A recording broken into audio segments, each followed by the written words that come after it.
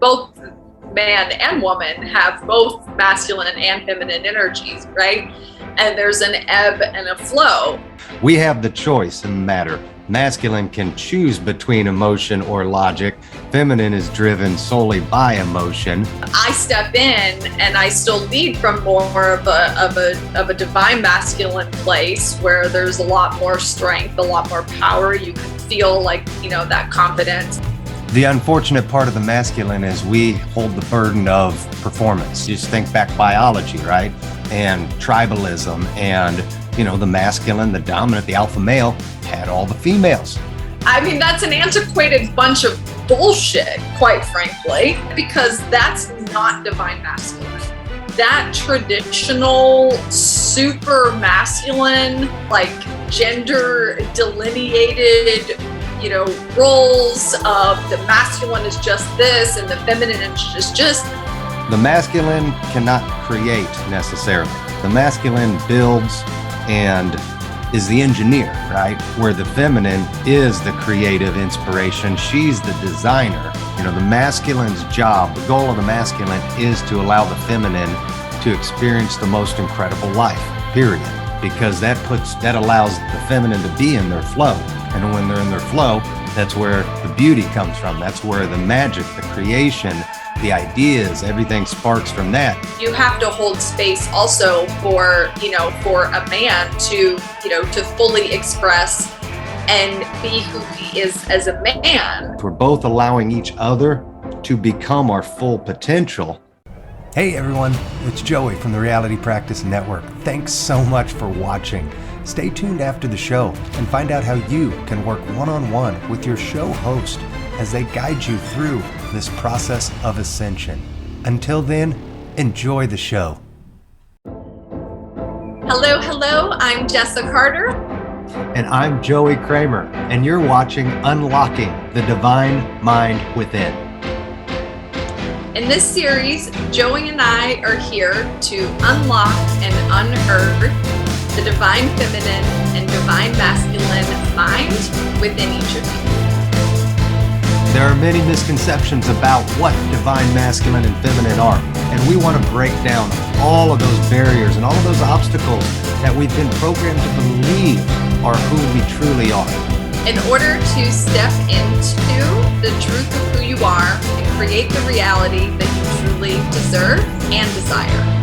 Join us on this journey as we unlock the depths of truth to discover the divine feminine and masculine within you.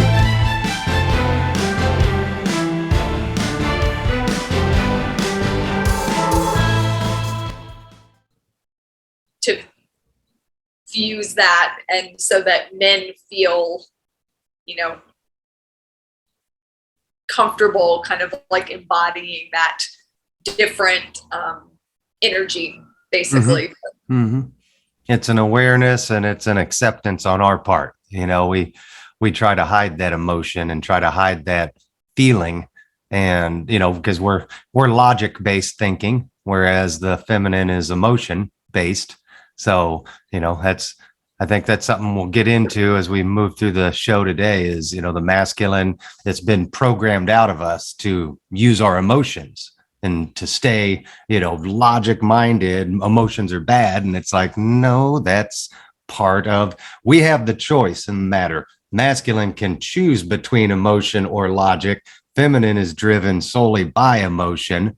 And it's our job to provide a safe space for you. It's our job to provide the environment of certainty and security in order for you to shine, right?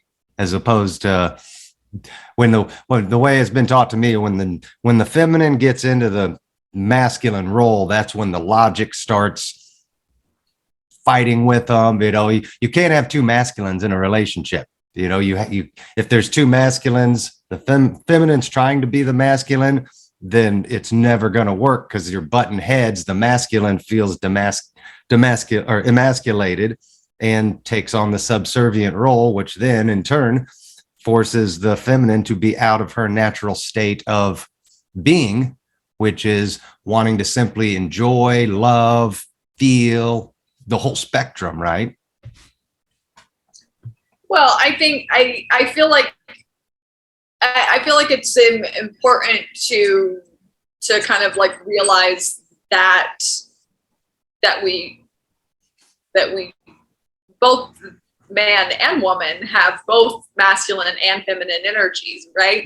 And there's an ebb and a flow. And I feel like from a relationship standpoint, I agree with you where you do have to, there does have to be like a different balance, right? Like in the relationship,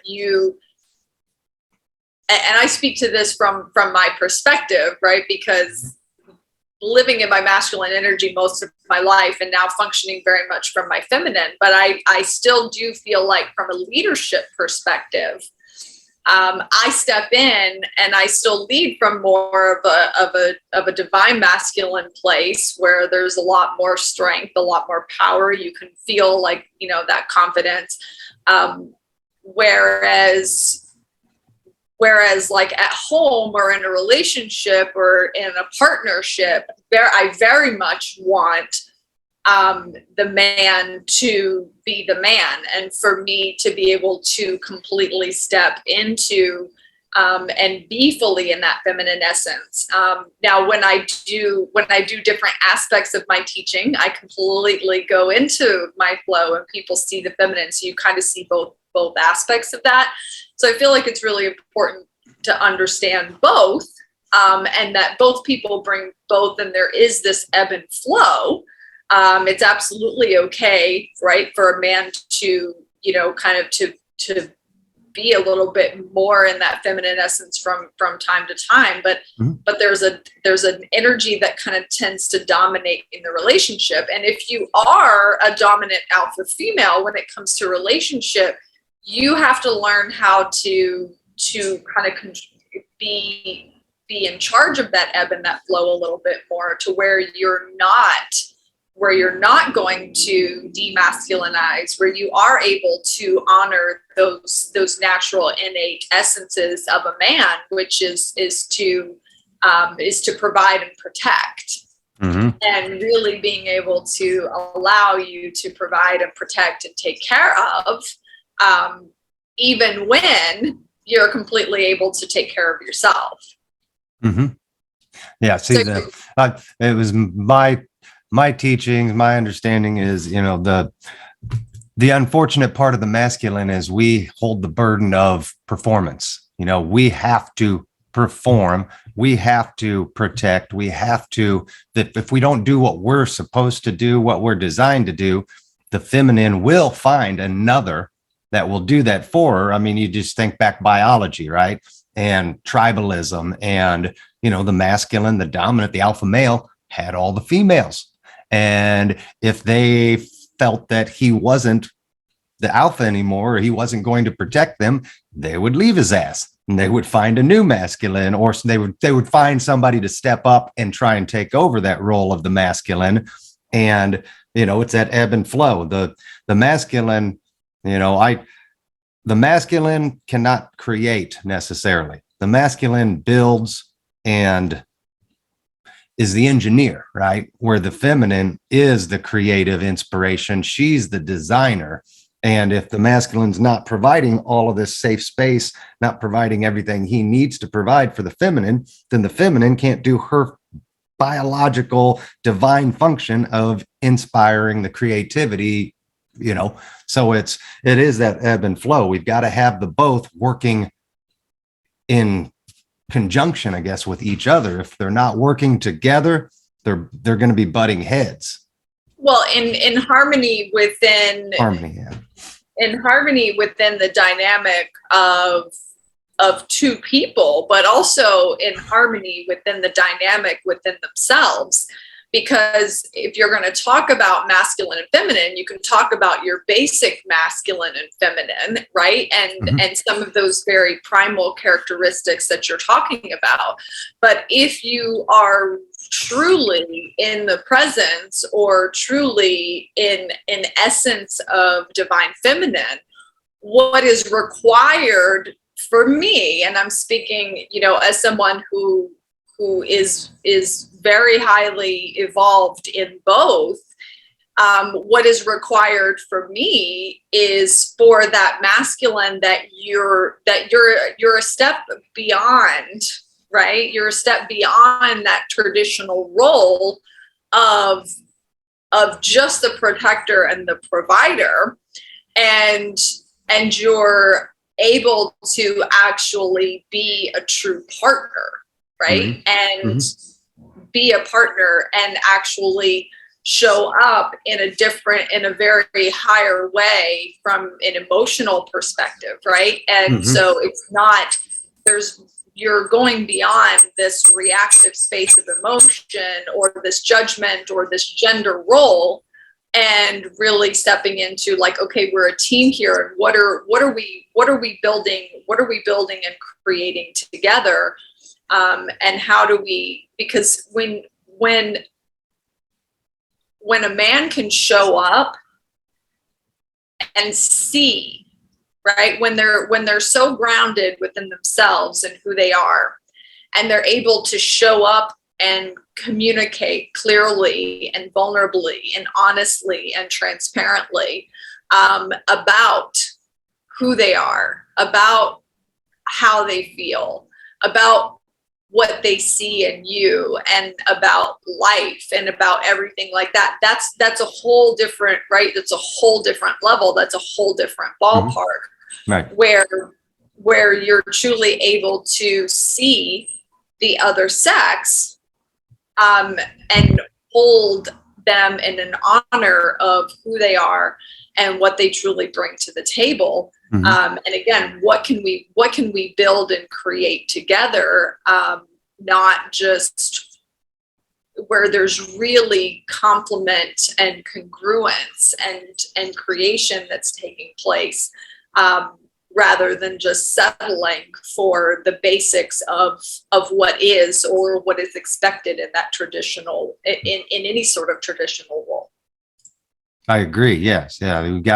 They've got to pull out each other's strengths, and they got to work with each other's, abilities and innate, instincts, and I've got it down here. The masculine's job, the goal of the masculine is to allow the feminine to experience the most incredible life, period. We're here as the provider to allow the feminine to experience love, to experience all the emotions.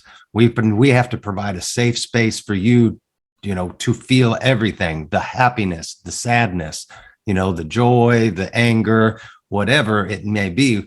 We need to allow for that safe space to happen, because that allows the feminine to be in their flow. And when they're in their flow, that's where the beauty comes from. That's where the magic, the creation, the ideas, everything sparks from that. And it may not even be consciously on the surface, but it's a subconscious, that energy back and forth. When the masculine's providing that safe, protective space, bubble, in a sense, for the feminine is allowed to do her role and to be that support, that love, that inspiration that allows the masculine to be his full masculine. It's a combination, like a back and forth. We're both allowing each other to become our full potential. But when there's a kink in the armor somewhere, when somebody's overstepping their roles or outside of their roles, and it's showing, for the masculine, if he's showing uncertainty, if he's showing weakness in a sense, that's not the same as being vulnerable, but it's the uncertainty, that the feminine can't, that's where they can't live in. They can't live in uncertainty. The uncertainty allows the monkey mind, the instinctual, the brain, to start, what if this, what if that, oh my God. And it puts them in that state of panic and that state of fear if they're not feeling that security. Wouldn't you agree? I mean, again, there's still, for me, in how you're discussing it, there's still a lot of separation in what is expected of someone else to provide for you. And ultimately, much of that you should be providing yourself. Because profound really, really successful, healthy relationships, right, are built upon a foundation of many things. Certainly love, trust, loyalty, compassion, all of these things. But at the same time, that's two people who are whole and complete, who've now formed a union that is very complementary.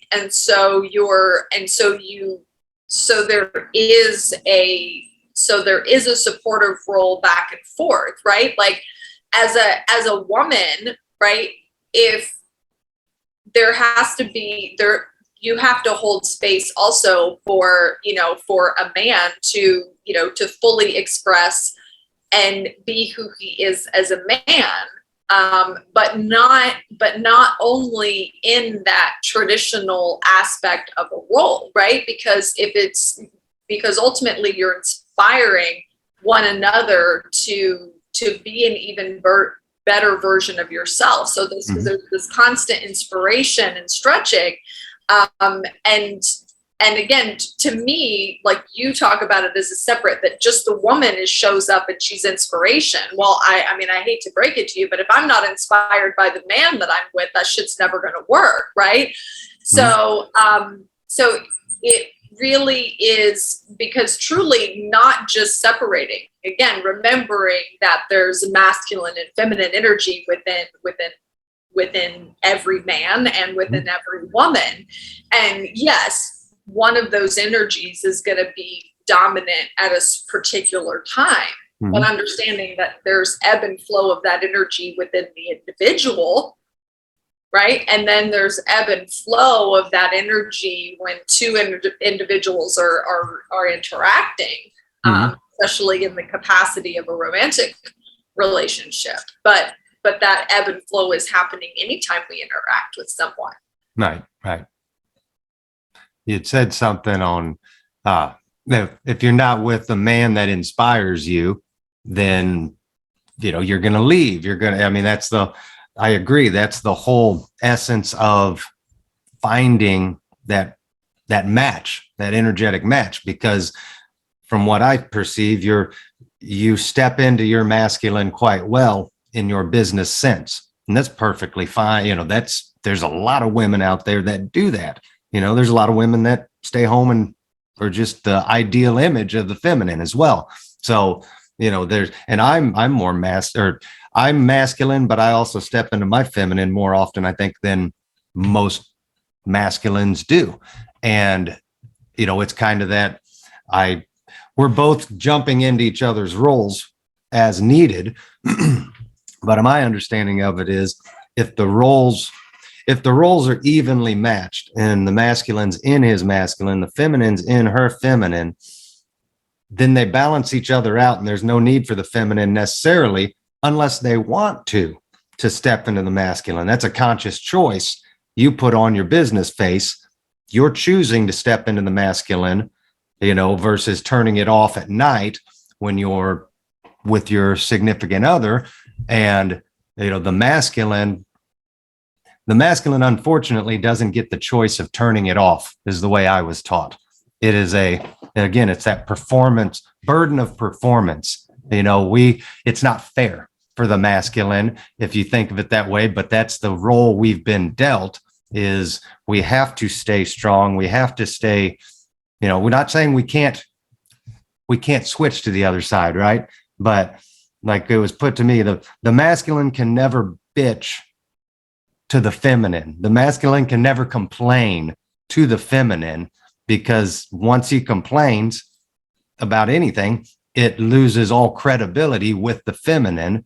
So that masculine, he needs to find other masculine men, to be around, to share his opinion, certain emotions with, or views.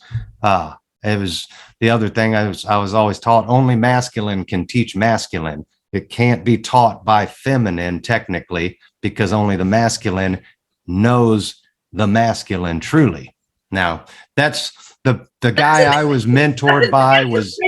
I mean, that's an antiquated bunch of bullshit, quite frankly. I think this will be fun for us then. The guy I was mentored by, he was extremely masculine. And, it was this is all just what I've learned, have I learned that we both have both sides of it? Yeah. I mean, I don't disagree with you. I'm just coming from what I've learned and been trained on. I think we'll make a good back and forth between us here, because we'll be able to kind of have those two separate views and still agree at the end of the day, right? I'm going to struggle with this a little bit, because that's not divine masculine. That's traditional masculine. Now, again, you'll never hear me use terminology such as like wounded or toxic masculinity. But that traditional super masculine, very, very like gender delineated, roles of the masculine is just this and the feminine is just this. There was a lot of rigidity in everything that you're saying, and there's a lot of rigidity in traditional masculine teachings. And everything that you're speaking about is, to me, it's masculine. It's not at all divine masculine. Okay. Not at all. I'm coming from a biological standpoint, I guess, in the idea that we've got 3.5 billion years of evolution in us, and this is basically science in terms of the gender roles and the divinity of it all. We do have the ability to step in and out of each one as we flow and feed off of one another. But I guess my understanding of it, where I'm coming from on this, is the purely three-dimensional bodies we're living within. Biologically speaking, there is a masculine, there is a feminine in our nature. That's something that can't be taken out of us. What can be changed and altered is the consciousness, is the internal nature of the masculine, feminine. But when it comes to a biological, and that's the issue I think we're with right here, is masculine in terms of biology and feminine in terms of biology versus the divine masculine and feminine, which is something that's bigger, that's grander, that's more important. But I don't think we can ignore the biology of it, if that makes sense. Like, we are physically programmed in certain ways because of our circuitry, because of our DNA, that we will inhibit certain qualities that I can't erase. I can't remove certain qualities that I have as a biological masculine, just like you can't as a feminine, right? Yes, and but if you're going by that traditional biology, then I should be this very emotional creature, and I'm not. Okay. Right. Right. So again, that's that's a very bucket hole thing, right? Mm-hmm. Because if that's true, then I should just be this emotional being, and I'm far from it. That actually took work for me. I mean, by nature, I am more logical, analytical, science-based, not feeling-based, much more thinking-based. That's just who I am as an individual. Now, I'm very much a woman, mm-hmm. Right. And so for me, like, again, that ebb and flow of the energy is very different. And I understand what you mean. Yes, there are that some of those innate aspects of providing and protecting and things like that.